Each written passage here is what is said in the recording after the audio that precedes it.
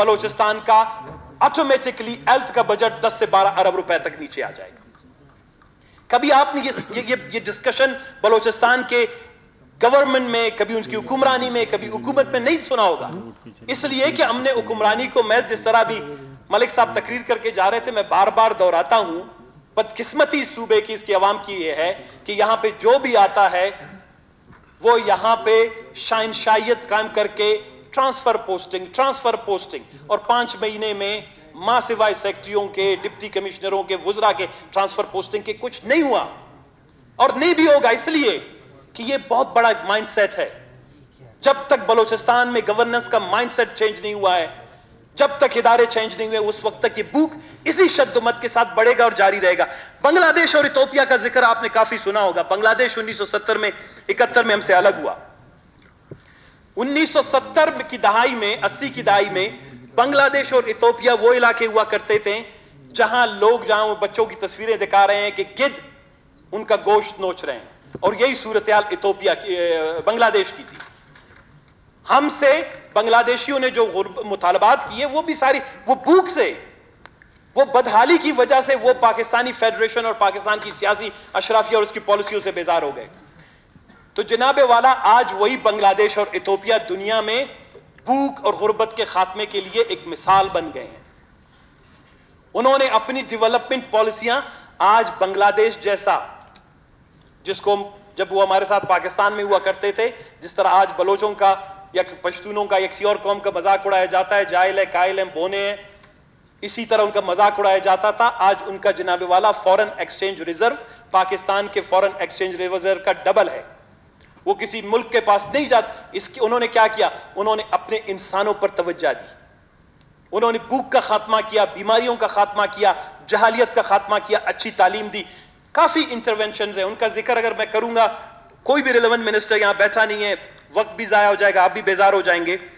अब इस वक्त सूरत-ए-हाल क्या है कि दुनिया में कोई 795 मिलियन के करीब लोग जो हैं वो गो के किसी न किसी तरह ग़िज़ाइयत से महरूम हैं, और पूरी दुनिया में अगर कोई खित्ता है जो सबसे ज्यादा ग़िज़ाइयत से महरूम या भूखों का रीजन या खित्ता कहलाया जाता है, उसको जनूबी एशिया कहते हैं।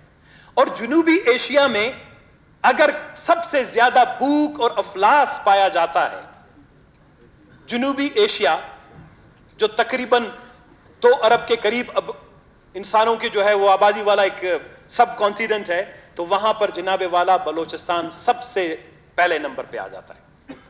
ये बलूचिस्तान की जो है, बलूचिस्तान का तारुफ है, जो कल भी हमने कहा कि वसाइल से मालामाल होने के बावजूद भी। अब ये है ग्लोबल हंगर इंडेक्स, जो ग्लोबल हंगर इंडेक्स जो बनाया गया था उसमें ये दिया गया था।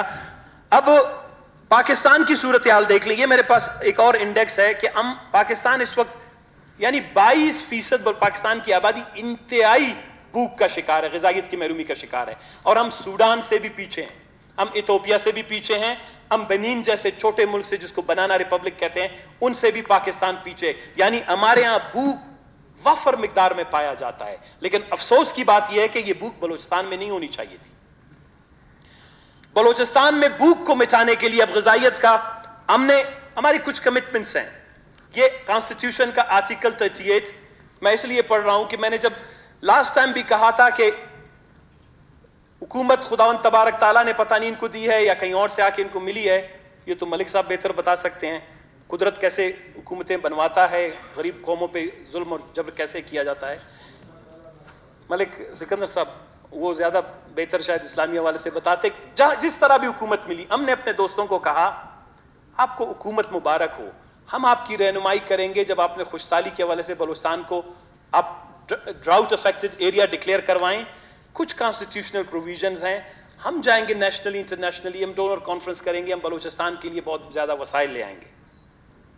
बलूचिस्तान की भूख प्यास खुशहाली और पर्टिकुलरली हम कम से कम इस्लामाबाद जाएंगे एक साथ, बिला तफरीक के। हमारा ताल्लुक अपोजिशन या हुकूमत से है, क्योंकि कॉन्स्टिट्यूशन का आर्टिकल 38 यानी आर्टिकल 38 और आर्टिकल 38 का जो जुज है दाल, वो कहता है कि इन तमाम शहरियों के लिए जो कमजोरी, बीमारी या बेरोजगारी के बायस मुस्तकिल या आर्जी तौर पर अपनी रोजी ना कमा सकते हों, بلا لحاظ جنس، ذات، مذہب یا نسل، بنیادی ضروریات زندگی مثلاً خوراک، یہاں دوبارہ بات ہو رہی ہے غذائیت اور خوراک کی، تو لہذا خوراک، لباس، رہائش، تعلیم اور طبی امداد مہیا کرے گی. اور بلوچستان میں اس وقت ڈیولپمنٹ ایمرجنسی کی میں نے بات اس لیے کی کہ سی پیک اپنی جگہ پہ 10 ارب ڈالر کی آئل ریفائنری آ رہی ہے اپنی جگہ پہ، ہماری جو آلات ہیں بجٹ کے وہ اپنی جگہ پہ. آپ اگر متحد اور متفق ہوتے ہم اس کی بنیاد پر جا کے بلوچستان کا کیس لڑتے. ہم کم از کم بلوچستان میں ڈیولپمنٹ ایمرجنسی نافذ کر کے بلوچستان کے ان تمام علاقوں میں جہاں بھوک شد و مد کے ساتھ پائی جاتی ہے، جہاں غذائی قلت کی وجہ سے ہماری ماہیں، ہماری بہنیں اپنے بچوں کا 5واں باہر نہیں دیکھ پاتے، جہاں پر بلوچستان کے 1000 میں سے 150 بچے جو ہیں وہ اپنی زندگی کے 5ویں سال میں پہنچنے سے پہلے مر جاتے ہیں، ہم کم از کم جاتے ان کے لیے کوئی اچھی سی پالیسی اور پلاننگ کے ذریعے بلوچستان میں water, sanitation, health, education, nutrition, agriculture, یہ ساری چیزوں ایک دوسرے کے ساتھ لنک ہے، ایک بہت بڑا ڈیولپمنٹ کا پیکج بلوچستان کے لیے لے آتے.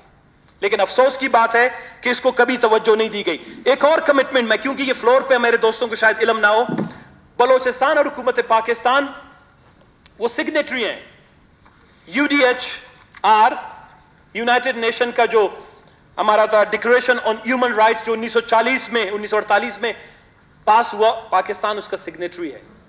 اور اس کے تحت یہ پاکستان کی ذمہ داری ہے کہ تمام علاقوں میں غذائیت سے محرومی یا بھوک افلاس کے خاتمے کے لیے مکمل کوششیں کریں. دوسری بات یہ ہے کہ آپ convention on economic, social and cultural rights کے بھی سگنیٹری ہیں.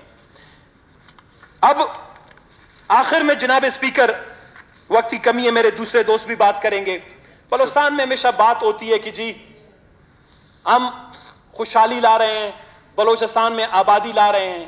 میں نے آپ کو صورتحال پیش کی کہ جس صوبے میں 38% آبادی غذائیت سے محروم ہو، بھوک افلاس کا شکار ہو، جہاں بلوچستان میں کوئی 62% بچے کسی نہ کسی طرح کی غذائیت سے محروم ہو، وہاں پر جناب والا 9 ارب روپے کے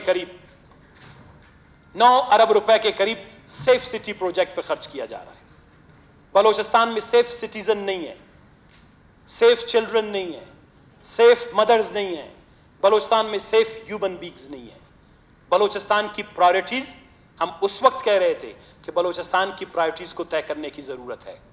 آیا اس وقت بلوچستان کو کیمرے، سرویلنس کی ضرورت ہے، یا بلوچستان کا یہ پیسہ بلوچستان میں غذائی قلت، غذائیت سے محروم بچوں کو جو ہے غذا فراہم کرنے کے لیے خرچ ہونا چاہیے، یا بلوچستان میں جو بلوچستان میں 62% کے قریب جو پینے کے صاف پانی سے محروم ہے وہاں پر خرچ کیا جانا چاہیے، یا 25 لاکھ بچے جو تعلیم سے محروم ہیں ان پہ خرچ کر دیا چاہیے؟ یہ حکومت کی ترجیحات ہے، وہ بادشاہ لوگ ہیں جو فیصلہ کریں. لیکن میں یہ سمجھتا ہوں کہ تاریخی طور پر ہمارا فرض ہے کہ یہ 7 یا 8 ارب روپے جب آپ سیف سٹی کے نام پر گوادر یا بلوچستان میں لگا رہے ہیں، ہاں ایک کمٹمنٹ کرتے ہیں خدا اور رسول کو حاضر ناظر جان کے کہ پہلے بلوچستان میں ہمیں سیف سٹیزنز کی ضرورت ہے.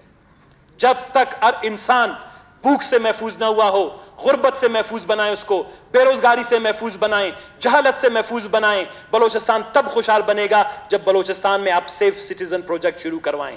بلوچستان میں سیف سٹیز 43 شہروں میں کیمرے لگانے سے بلوچستان کے بھوکے، پیاسے اور دنیاوی ضروریات سے محروم انسانوں کو جو ہے آپ اس طریقے سے جو ہیں وہ مین اسٹریم میں، پاکستان کے سسٹم میں، پاکستان کی خوشحالی کے پروگرام میں نہیں لا سکتے. بلوچستان سے بھوک جو ہے غذائیت خوشحالی کے ساتھ منسلک ہے.